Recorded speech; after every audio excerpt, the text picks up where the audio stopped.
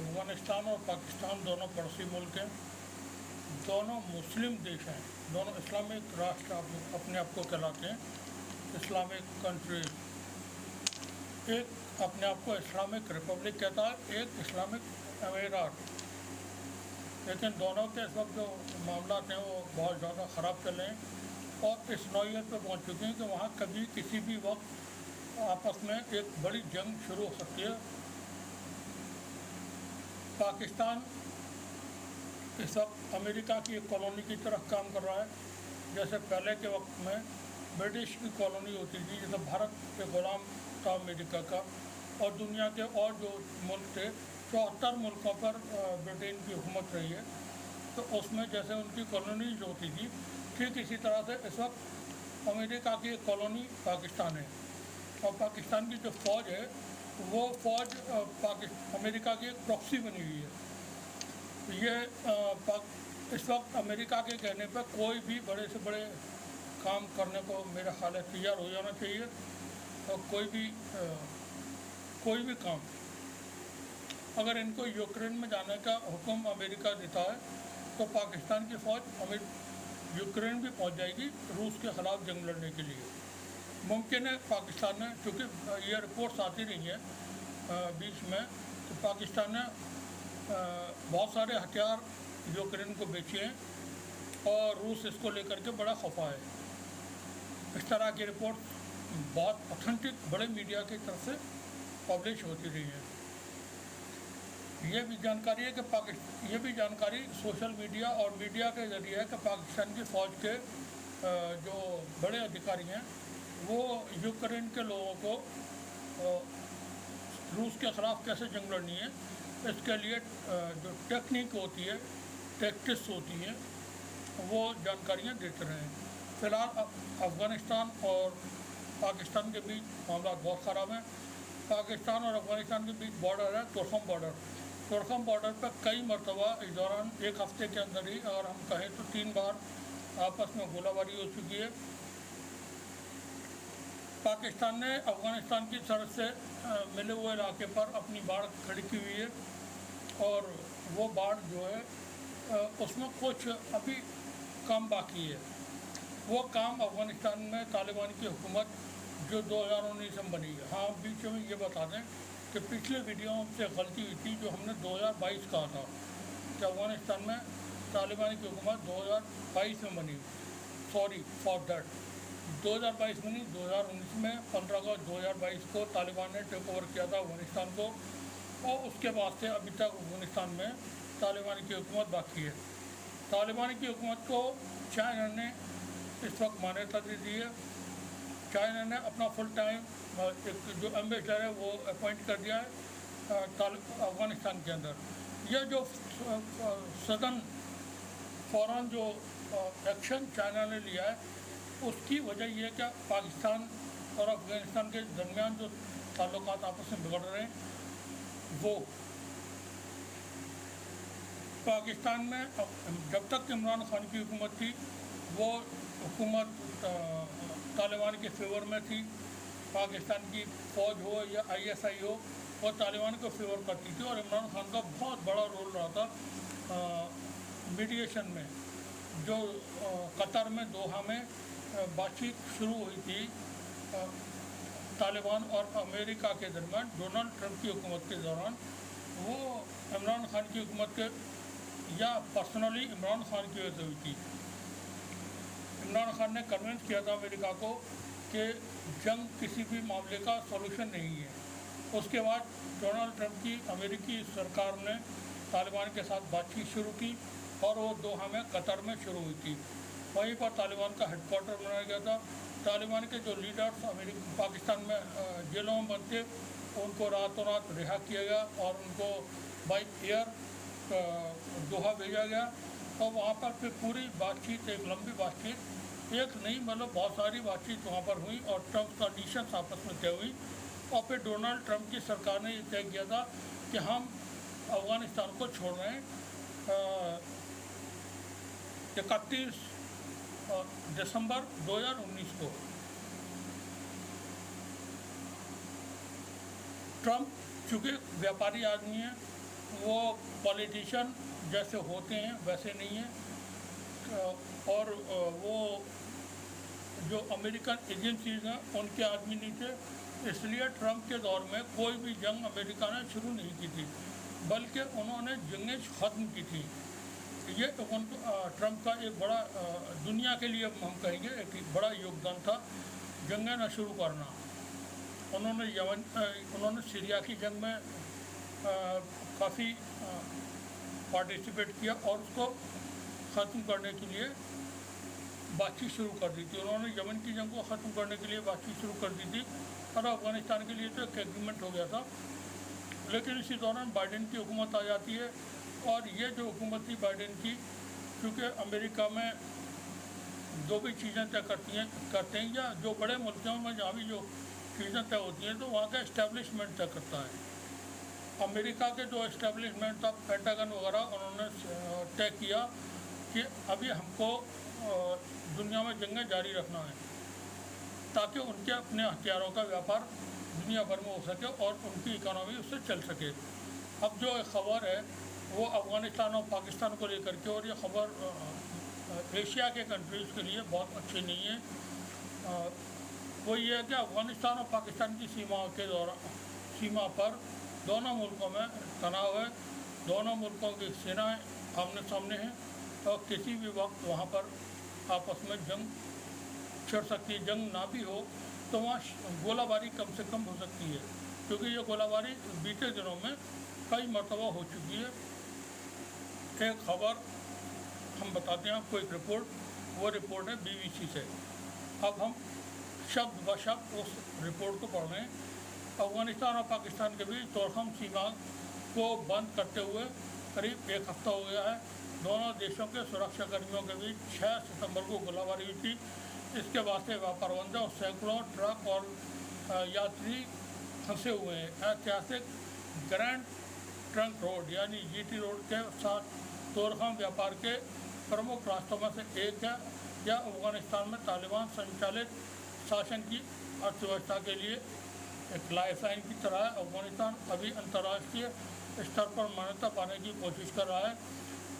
हर दिन ताज़े फल और सब्जियां एवं अन्य वस्तुओं से लदे सैकड़ों ट्रक दूसरी तरफ से पाकिस्तान में प्रवेश करते हैं। इसी तरह दवाओं, रासायनिक खाद, चीनी एवं अन्य ज़रूरी सामान से लदे हुए ट्रक इस ट्रांजिट पॉइंट से अफ़गानिस्तान में जाते हैं। यह पहली बार नहीं है जब बॉर्डर बंद किया गया है। इससे पहले फरवरी में भी कई दिनों तक यह सीमा पर व्यापार रुका रहा था। अब यहाँ पर इन्होंने कुछ विजुअल्स वगैरह, जो हम चूँकि ख़बर BBC की बता रहे हैं तो कुछ विजुअल्स भी दिए हैं। पाकिस्तान का दावा है कि ये बॉर्डर के पास अफ़गानिस्तान कुछ गैर कानूनी चीज़ों का निर्माण कर रहा है। पाकिस्तान इसे क्षेत्रीय संप्रदाय का उल्लंघन बता रहा है। वहीं अफ़गानिस्तान तालिबान इस तरह के किसी निर्माण से इनकार कर रहा है। उनका कहना है कि वो तोरखम क्रॉसिंग पर इससे पहले मौजूद पोस्ट की मरम्मत करवा रहे हैं। पाकिस्तान का कहना है कि अफ़गानिस्तान की तरफ से बिना किसी कारण के अनावश्यक गोलाबारी की गई। इससे तोरखम टर्मिनल को बुनियादी ढांचे को नुकसान पहुँचाया गया। उनका कहना है कि इस गोलाबारी से पाकिस्तान अफ़गानिस्तान दोनों तरह से नागरिकों की जान खतरे में पड़ गई। वहीं अफ़गानिस्तान का आरोप है कि जब से वो पुराने पोस्ट की मरम्मत करवा रहे थे तो पाकिस्तान ने उनके सैनिकों पर गोलाबारी की। बंद सीमा को दोबारा खोलने के लिए अफ़गानिस्तान और पाकिस्तान के अधिकारी कई दौर की बैठकें कर चुके हैं, लेकिन इसमें कोई नतीजा नहीं निकला है। जिस दिन तोरखम क्रॉसिंग पर यह घटना हुई उस दिन चित्राल में अंतर्राष्ट्रीय सीमा पर पाकिस्तान पर हमला किया गया। इस सीमा को परंपरागत रूप से अशांत माना जाता है। पाकिस्तान सेना का कहना है कि अत्याधुनिक हथियारों से लैस अफ़गानिस्तान के एक बड़े समूह ने चित्राल के कलश में सीमा के पास स्थित उनकी चौकियों पर हमला किया। उनका यह भी दावा है कि चित्राल से सटे नूरिस्तान और कुनार प्रांतों में आतंकवादियों की आवाजाही और जमावड़े को पाकिस्तान सुरक्षा बलों ने पहले ही पकड़ लिया था। इस जानकारी को अफगानिस्तान की अंतरिम सरकार के साथ समय रहते साझा किया गया, लेकिन वो कोई कार्रवाई करने में विफल रही। भारी गोलाबारी के बाद इस हमले को विफल कर दिया गया। इस कार्रवाई में 12 आतंकवादी मारे गए। पाकिस्तान सेना का कहना है कि इसमें उसके 4 सैनिकों की भी जान गई। वही जो जानकार हैं सुरक्षा के, वो कहते हैं कई विशेषज्ञों का मानना है कि पाकिस्तान का धैर्य कम हो रहा है। मुश्ताक यूसुफ जई हैं, उनका मानना है कि हाल में हुई झड़पों ने एक बार फिर पाकिस्तान और अफगानिस्तान के बिगड़ते रिश्तों को रेखांकित किया है। अफगान तालिबान को काफ़ी लंबे समय से पाकिस्तान का सहयोगी माना जाता है, लेकिन वे तहरीक तालिबान पाकिस्तान TTP, ये पाकिस्तान के जो नागरिक हैं उनका बनाया हुआ संगठन है जो अफगानिस्तान से ऑपरेट करता है TTP, और जो बलूचिस्तान, खैबर पख्तूनख्वा और फाटा वगैरह में कार्रवाइयाँ करता है और पाकिस्तान फौज के खिलाफ उनके कई बहुत सारे ऑपरेशन होते रहे हैं। TTP के कथित समर्थन को लेकर उससे अलग हो गए हैं। पाकिस्तान ऐतिहासिक रूप से गठबंधन सेनाओं के खिलाफ अफगानिस्तान तालिबान के प्रतिरोध का समर्थन करता रहा है। वहीं TTP जो पाकिस्तान तालिबान का एक गुट है, उसे अपना नंबर 1 दुश्मन मानता है। इस वजह से उसके पश्चिमी सहयोगी देश उस पर डबल गेम खेलने का आरोप लगाते हैं। अब ये चूँकि एक आपस में एक दूसरे पर भरोसा नहीं है पाकिस्तान की हुकूमत को अफगानिस्तान की हुकूमत पे,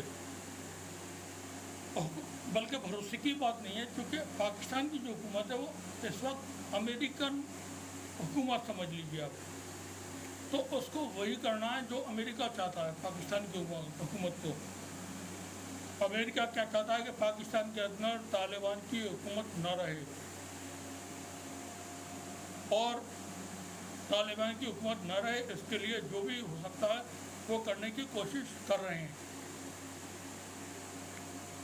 हमने पहले भी अपनी रिपोर्ट में बताया था, अमेरिका की कोशिश है, ओबस्ट जो कंट्रीज हैं, यूरोपियन जो कंट्रीज हैं, उनकी कोशिश है कि अफगानिस्तान में किसी भी तरह से दबाव डाल के तालिबान को या तो इस बात के लिए तैयार किया जाए कि वो वहाँ पर एक इलेक्शन करा लें, या फिर एक कोशिश और है, वो कोशिश है कि इन्होंने पाकिस्तान, यूरोप के कंट्रीज और अमेरिका ने जो पंजशीर एक इनका स्टेट है अफगानिस्तान का, उसके हथियारों से तो भर दिया है।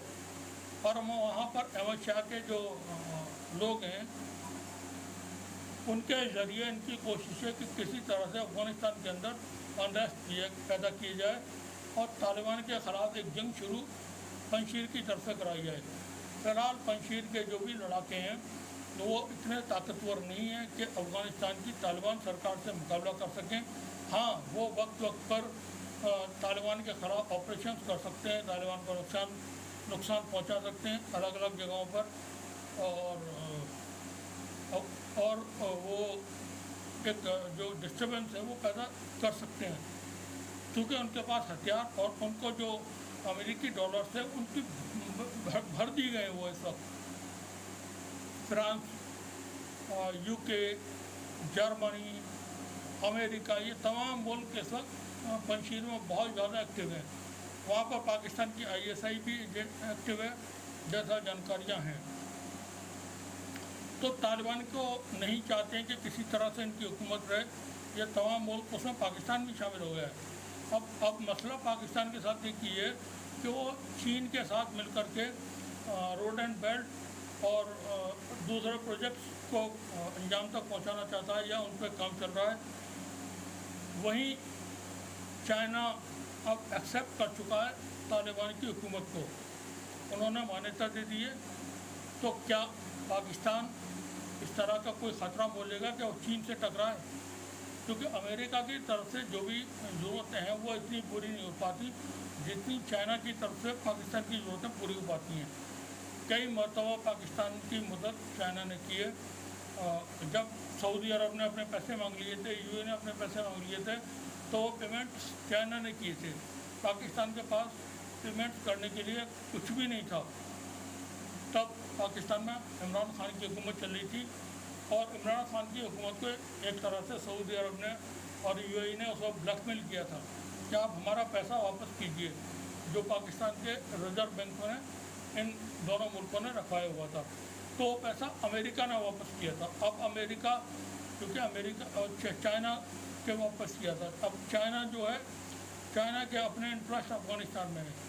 चाइना गोल्ड माइनिंग में वहाँ पर काम कर रहा है, गैस की जो तलाश है उसमें काम कर रहा है, पेट्रोलियम की खुदाई में अफ़गानिस्तान के अंदर काम कर रहा है।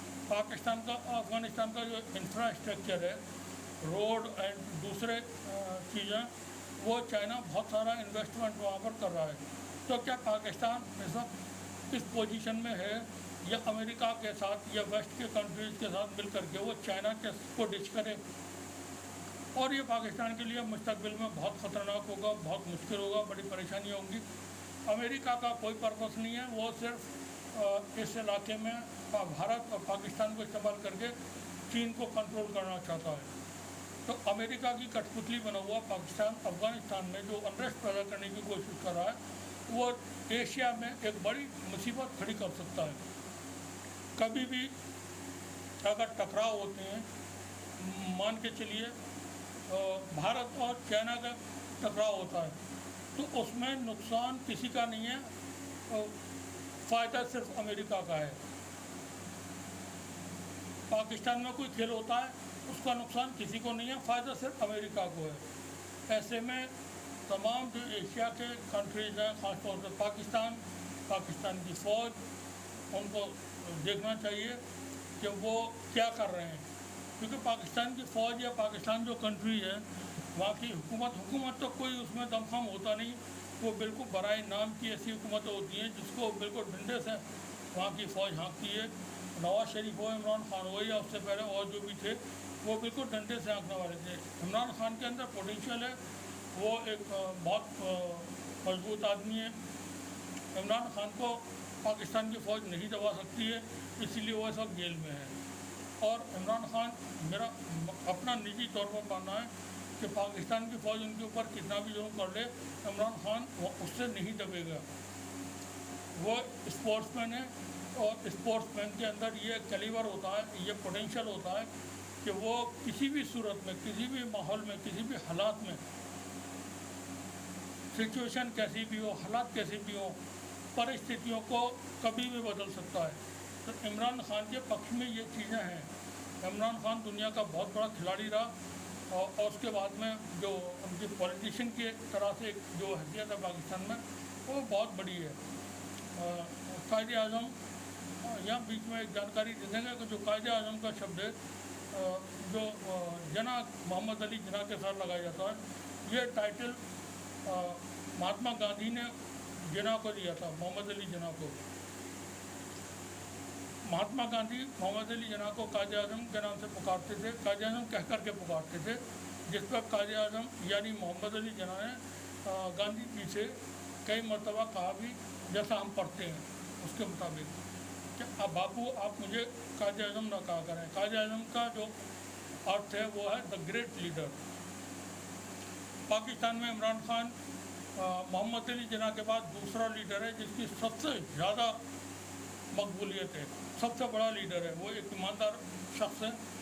अब इमरान खान जेल में है, और वहाँ पर खच्चरों की हुकूमत है पाकिस्तान में। वो खच्चरों की हुकूमत पाकिस्तान की फ़ौज के सामने तो बोलने की हिम्मत ही नहीं रखती है। पाकिस्तान की फ़ौज अफ़गानिस्तान में जो कुछ करना चाहती है, वो उसके नुकसान पाकिस्तान को होंगे, और चाइना के सामने पाकिस्तान की कोई हैसियत नहीं है। यही तमाम जानकारियाँ थी जो हम आपको देना चाहते थे। आज ही की ये रिपोर्ट है जो BBC में ने इसको दिया है, वो हमने आपके सामने पेश की है। बने रहिए हमारे साथ, देखते रहिए TC इंग्लिश। शुक्रिया आपका। बहुत मुमकिन है हमारी कुछ चीज़ें आपको ऐसी ही लगती हों, लेकिन हम मजबूर हैं, कुछ बातों को हम नहीं कह सकते हैं। जो बातें होती हैं, मजबूरी है उसकी, मजबूरी आप समझते ही हैं। तो वो हम नहीं कह सकते हैं।